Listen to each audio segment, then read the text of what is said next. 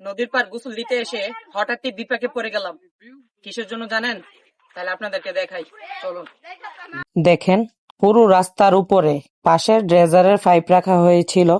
এই পাইপগুলো দেখেন কিভাবে রাস্তার মধ্যে এলোমেলো করে ছড়িয়ে ফেলে দিয়েছে, যেটা খুবই বিরক্তকর। দেখেন, গাড়ি নিয়ে যেতে পারছি না, চারদিকে কিভাবে পাইপটি ফেলে দেওয়া হয়েছে, বিশেষ করে রাস্তার মাঝখানে।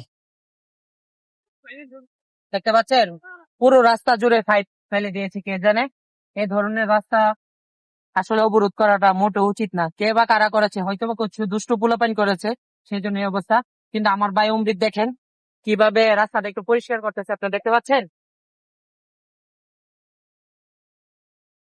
আজকে শুক্রবার, একটু পরে নামাজে যাব, তার জন্য তাড়াতাড়ি করছি। আর দেখেন দুষ্ট পোলাপাইন কিভাবে পাইপগুলো রেখে গিয়েছে।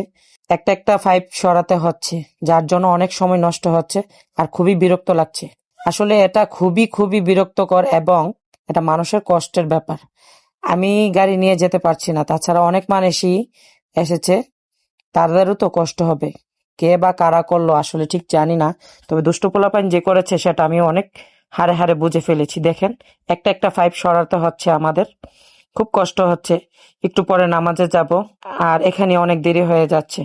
এটা খুবই খুবই বিরক্তকর। সো সবাই ভালো থাকবেন।